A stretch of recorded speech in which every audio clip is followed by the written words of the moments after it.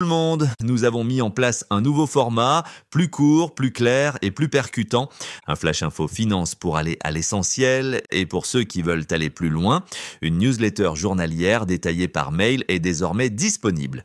Vous pouvez vous y abonner gratuitement via le lien en description.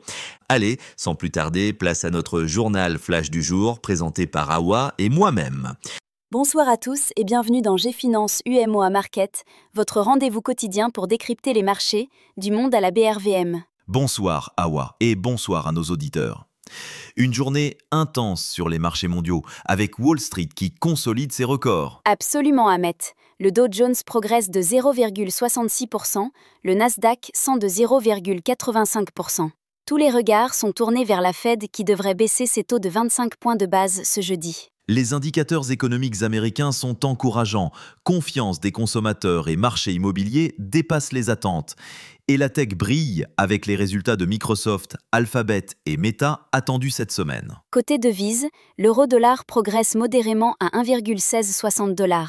Mais attention, les tensions géopolitiques s'accélèrent avec la rencontre Trump-Xi qui ravive les tensions commerciales. Passons maintenant à l'Europe. Le CAC 40 recule de 0,27% à 8216 points, le DAX de 0,12%. Les marchés européens marquent une pause avant les décisions monétaires. La saison des résultats est contrastée. BNP Paribas déçoit avec une chute de 3,54%, mais Capgemini bondit de 2% grâce à l'intelligence artificielle. Dans le luxe, Hermès affiche une belle croissance de 5% de chiffre d'affaires à 3,9 milliards d'euros. Mais Kering Gucci souffre avec une contraction de 25% de ses ventes. Direction l'Afrique maintenant. L'Angola fait preuve de prudence budgétaire avec un budget 2026 en baisse de 4,7% à 36 milliards de dollars. Excellente nouvelle pour la Zambie. Un tiers est prêt à reprendre la dette de 45 millions avec Afreximbank. Une étape cruciale pour la restructuration et la crédibilité du financement panafricain. Le secteur financier africain bouge. En Tanzanie, Sanlam et Allianz finalisent leur fusion, créant 2 coentreprises dans l'assurance vie et dommages. Au Nigeria, Access Holdings voit son bénéfice reculer de 23,3%, mais ses filiales non bancaires, pensions et paiements numériques affichent une forte croissance. Passons à notre zone UMOA. La croissance reste robuste à 6,1% au deuxième trimestre, projetée à 6,5% au troisième trimestre, avec une inflation maîtrisée à 2,8%. Les pays de l'UEMOA prévoient de lever 4,4 milliards de dollars au dernier trimestre pour financer leur budget.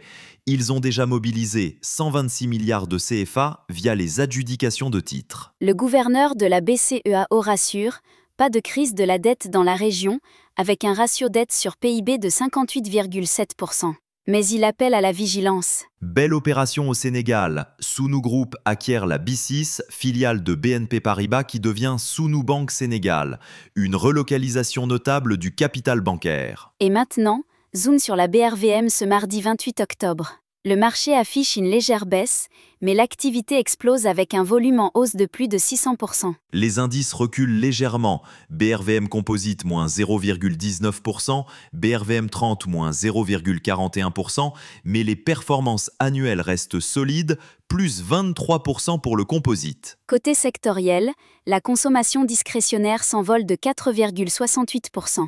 Et en performance annuelle, c'est plus 119%, impressionnant. Dans le top des hausses, Unilever Côte d'Ivoire bondit de 7,50%, CFAO Motors de 7,43% et Safka de 7,39%. A l'inverse, Ecobank Transnational Togo recule de 4,55%, Filtisac de 3,12% et Orange Côte d'Ivoire de 2%. Sur le marché obligataire, la capitalisation progresse de 0,11% à 10 920 milliards de CFA.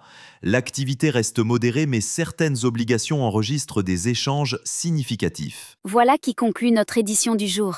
Merci d'avoir écouté Gfinance UMOA Markets. Retrouvez-nous demain pour une nouvelle édition de vos marchés. Excellente soirée à tous et à demain pour suivre ensemble les marchés.